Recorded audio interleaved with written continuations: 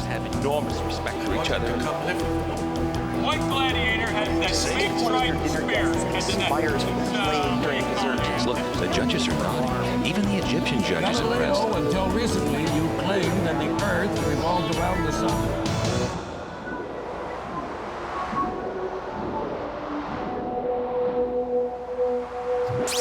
Welcome to History Bites. I'm Rick Green.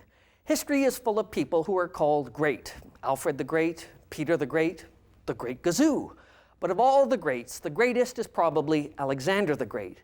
In 8 years, he conquered most of the known world, from Egypt to India, and in the process made Greece a superpower. And how did he do it? Well, he used all the traditional techniques: bravery, cunning, superior tactics, extortion, torture, executions, mass murder. The fact is, you don't get the known world to surrender to you by being Mr. Nice Guy.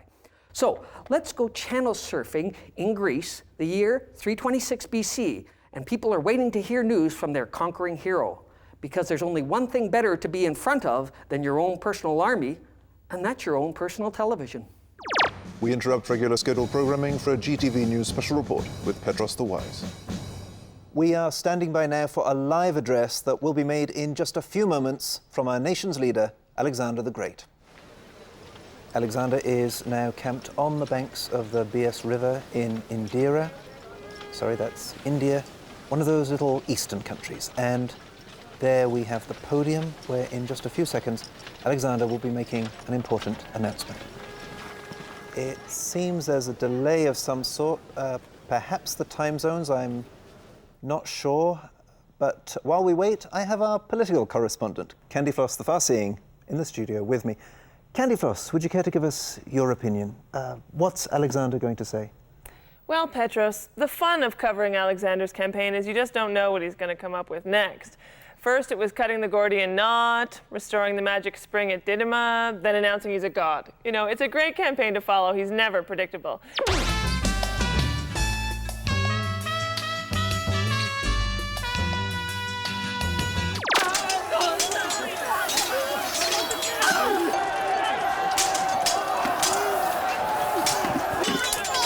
Well, you know, the Thebans fought a pretty tough battle, but, you know, they're no match for our boys, right? It's been a pretty good day. And no, I said the heads! Just the heads! More great memories from years gone by. Another of the famous Alexander victories there, and we are still standing by waiting for the press conference by Alexander, and it looks like it will be a few minutes yet. Alexander is clearly controlling this event according to his own schedule. It's possible that this delay is caused by alcoholic excess. We've certainly seen that before. When Alexander goes to war with the bottle wins every time. Very true. He takes after his dad, Philip, there. Of course, we hear a lot about Alexander the Conqueror, but what are the opinions of those he has conquered? We have two guests talking with us from overseas. One is Ronald from Babylon. The other is Wendy from Tyre. Ronald, maybe I could start with you. What was your reaction when you saw Alexander's army approaching? We opened our gates and let them in.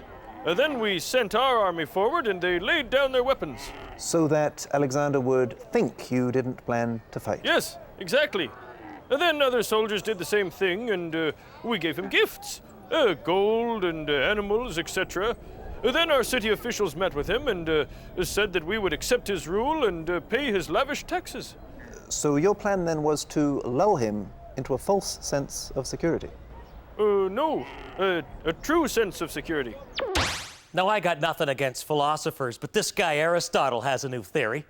Apparently a dolphin isn't a fish, it's a mammal.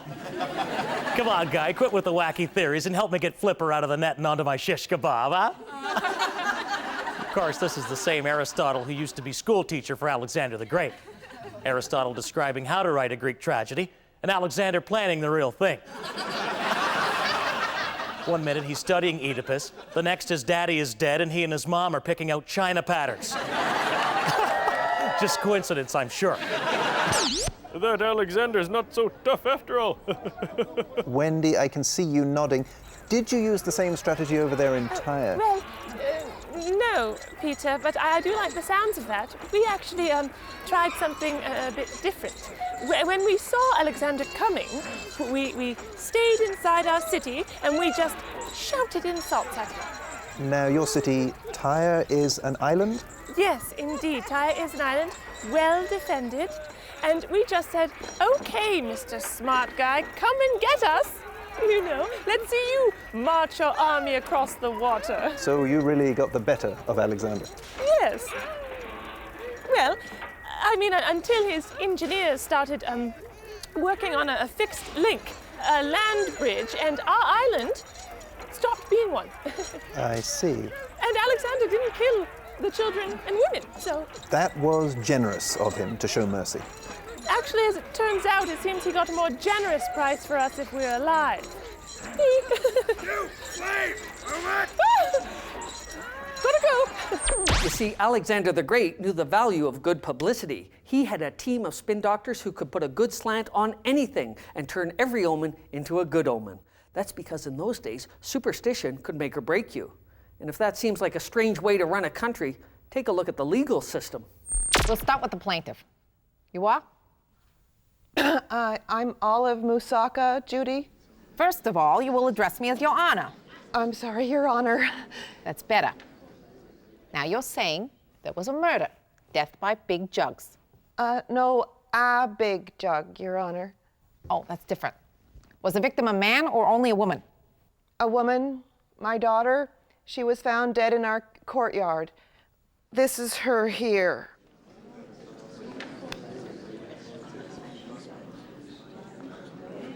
Boy, she really got flat.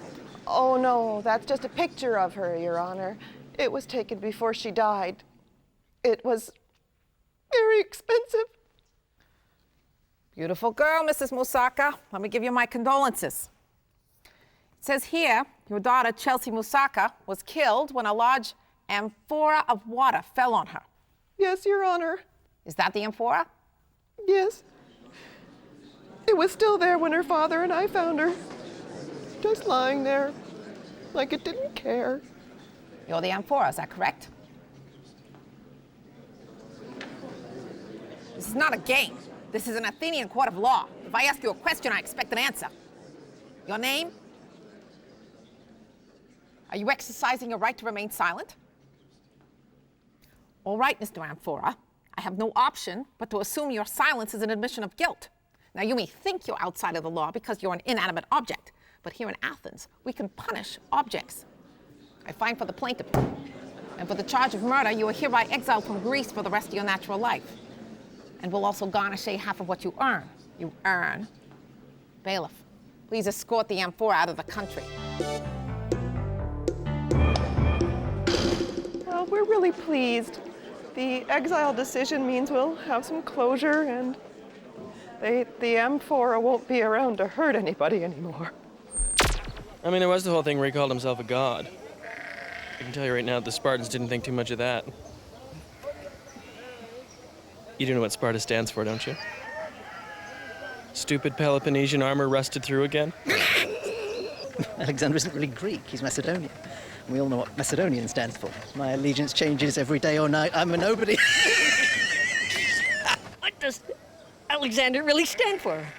I'll tell you. Attacks little empire of Xerxes and nearly destroys everyone's regions. No, okay, wait, oh no, okay, here, give me a second. Pregnancy, the most beautiful gift the goddess Eileithyia can offer. Now, find out if you have received her gift the easy, natural way, with Clear Blue CD. It's like your own organic oracle.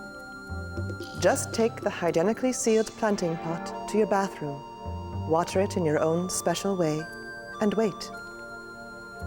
You'll see the results in just 10 short days. If sprouts appear, you're pregnant. If the earth is barren, then maybe you are too. But that's not all. Clear Blue CD uses 2 kinds of seeds. Wheat sprouts for a boy, barley sprouts for a girl. Clear Blue CD, available from a herbalist near you. armed lunatic, expounding xenophobic and nasty, devilishly evil Okay, wait. Okay.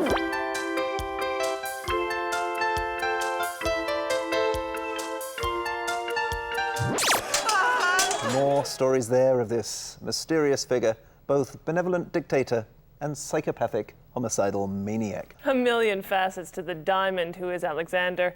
Always full of surprises, like the time he plunged a spear into one of his favorite generals. And I believe we have some stock footage of that particular incident. Why don't we take a look at that now while we wait? Coming up, world conquest made easy, at least for the winners. The battle plan that Alexander the Great used to conquer the world was really kind of simple. He would march his Greek army up to a city and invite the locals to surrender. Now, if they did, they were treated well and allowed to rule themselves. But if the people chose to defend themselves and actually fought back, Alexander's army annihilated them. Live or let die. We're back. Speaking to us from India, we have General Quirinus, one of Alexander's senior officers. General, is there any truth to the rumor that Alexander has his critics put to death? Is that what people are saying? Oh, no, that's just silly. But isn't it true that there have been numerous instances of high-ranking officers who criticized Alexander and were put to death? I don't recall. Could you tell us what it's like to serve under Alexander? Are there difficulties? Oh, no, none whatsoever. No, the goddess Nike smiles on our victories and our marching shoes. We win every battle. None of our men die. Ever. It's wonderful. Alexander is a born leader, a great commander. We follow him as we would follow a god, which is what he is. Yes, Regis, I'm going for it. I'm going to go on. Good for you. Okay, for 250,000 over. Before being defeated by Alexander the Great, the Sacred Band of Thebes was an army made up of what kinds of soldiers? Cat lovers, music lovers, adventure lovers, or gay lovers? Well, Regis, this should be an easy one for me because I'm proud to say my husband was in the Sacred Band of Thebes before the defeat. Now, let me see here. I think I can strike off D, gay lovers. And my husband is allergic to cats, so I'd have to say either music lovers or adventure lovers. Oh boy. You know, you still have all three remaining lifelines. Okay, give me the 50-50, Regis. All right, you've chosen to use the 50-50. Could we please remove two wrong answers? Oh. Is it cat lovers or gay lovers? Oh. That wasn't what I... Hey, any of you been to see the Oracle of Delphi? Well, I went there one day, and I said, how can I make myself rich? And the priestess says, first you must pay me 2 bags of silver and 15 goats. I said, no, I want to make myself rich. Huh? Wow, a whopping 96% of our audience has selected answer D, gay lovers. Well, I guess we just have the wrong audience tonight, Regis. Oh boy. I must say, I loved your new book, the Torah. Torah, yes, thank you. Of course, I was just one of many writers and editors who worked on the Torah. I couldn't help but notice, though, that most of the stories about the god Zeus. Why did you choose to ignore all the other gods? It's not really about Zeus, it's about our God, the God of the Hebrews. The all-powerful deity who is the king of heaven? Yes. Well, that's Zeus. No, it may sound like Zeus, but our God has told us that he is the only one we may worship. Oh, that is so like Zeus. His name's not Zeus. What's his name? We cannot say it, it's secret. Zeus just loves his secret identities, doesn't he? It's not Zeus. It was also nice to see that in addition to your Jewish tales, you put in a lot of our Greek myths, like that one about Noah. Noah? He's obviously supposed to be Deucalion, who built the ark when the god Zeus flooded the world. No, he is Noah, and it's not the god Zeus, it is the God. Deucalion, Noah, Zeus, God. The point is, they all end up safely on Mount Parnassus. Ararat. Mount Ararat. Did you even read the book? Okay, whatever. Flamos, your wife needs your help. Okay, Andrea, you have 30 seconds. Go. Hey. Hi, honey. I'm in a bit of a pickle here. Well, just spill it, dear. Hey, Is the sacred band of Thebes made up of cat lovers or gay lovers? Well, gay lovers. No, really, seriously. It's cat lovers, right? Gay lovers, to make us strong, so you don't let your buddies down. Why do you think they say we're looking for a few good men? Positive. Oh, I'm sure. Really sure? Yes, I'm sure.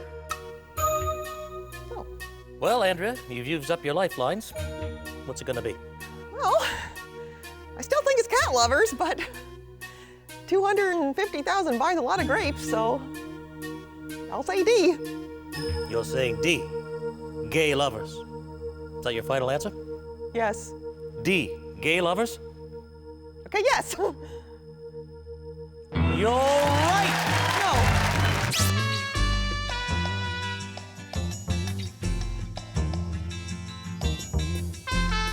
Yes, we are making tentative plans for the Apocrypha. This will be a series of updates to the current book. Excellent. More Zeus stories.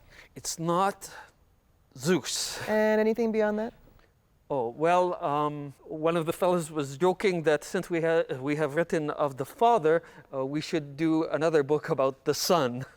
Oh, the sun god, Apollo. No, I see Alexander's also inherited his teacher's interest in naming things. Not so much the plants and animals, though. No, these days he just names cities. And what a collection of names, huh? Let's see, we've got Alexandria, Alexandria, oh, and Alexandria. Doesn't this guy have a middle name, for Christ's sakes? I mean, how about Meetown or Alexville or something? Actually, he broke his streak in India. Named a city after his dead horse, Bucephalus. Sounds like a Tyre-transmitted disease, doesn't it? You remember Bucephalus, right? The horse was afraid of its shadow. Then Alexander rides it, and suddenly everyone else is afraid of its shadow. Here's what gets me. We Greeks invent democracy. Then Alexander and his folks take it away and give us a dictatorship. Then he makes us go to Persia to fight. We conquer their dictatorship and give them a democracy, which is our system. I mean, what are we fighting for? And who? Good questions there, which we wisely will ignore. When we come back, the Greek army speaks up. Alexander the Great wanted to hold his vast new empire together, and he figured the best way to avoid conflict between all the ethnic cultures was to create a new, united culture. He even ordered many of his Greek officers to marry Persian women, winning more than just hearts and minds. Unfortunately, after 8 years of battle, not all of Alexander's followers were that excited about his master plan for a new world order. They just wanted to go home. Let's go back now to India, where we expect Alexander's speech to begin shortly. A figure there in outrageous Eastern clothes, perhaps some local eccentric. Yes, Petros, he's certainly quite the freakazoid. And he's trying to ascend the podium now. I'm sure Alexander's bodyguards will have something to say about that. Oh my. That's not Alexander. It is him. Well, it's Alexander dressed in what can only be described as he's in a flamboyant Eastern style. I'm guessing this is some kind of publicity stunt. Peace. Let's see what he has to say. You know, I have to say that when I started this whole conquering Asia thing, I had a lot of anger towards the Persians and that crazy King Darius.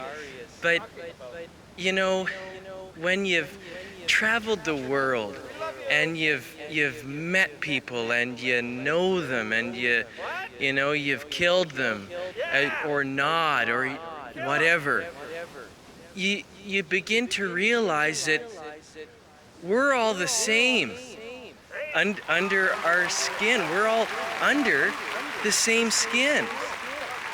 The thing is, there aren't really any Greeks. And there aren't really any Persians, and there aren't any Indians. We are all Greeks. We're all Persians. We're all Indians.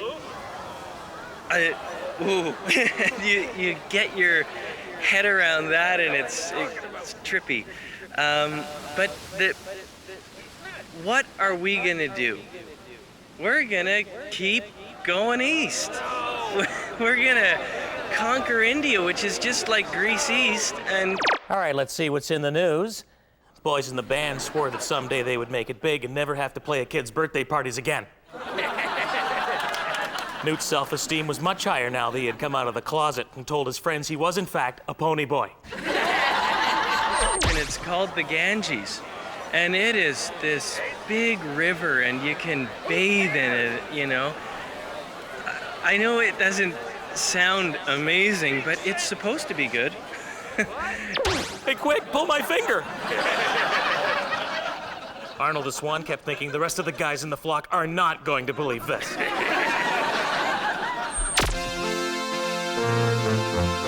This is universal oneness that I am talking about, okay? So just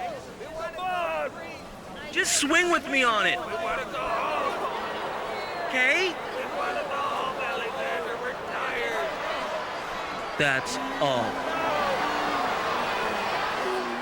That was Alexander the Great, and as always, he's exploring new ideas and new approaches. And what a daring sense of dress. That's confidence. It's really grown on me, Petros. I like it. Me too, and I will till the day I die. Or he does. After 8 years tramping across Asia, conquering foreign lands, and studying foreign cultures, Alexander had almost become a foreigner himself. It's been said he came, he saw, but India conquered. His soldiers didn't want to continue, so Alexander turned back towards Greece. He died on the trip home. The cause has been blamed on everything from poison to tropical disease, even alcoholism. Whatever it was, with the top man gone, his empire quickly fell apart. You see, Alexander's personal style of leadership had made Greece into a world power, but it also ensured that it wouldn't stay one. The cities that he had conquered were conquered by the Romans, giving their empire a running start. And for the Greeks, their dreams of world conquest were history, and history bites. Thank you for speaking with us. We off the air? Yes. Yes, we are. Thank Zeus for that. So, tough working with Alexander, is it? Tough like a Spartan staked head. Boy, you disagree with him once and your belly's investigating the spiky end of a spear. But Alexander loves his soldiers. I love figs, but that doesn't make it a great life for figs, does it? Could you describe some examples of his paranoia for our viewers? Our viewers? You know, dear God, I'm... Thank you, General Coenus.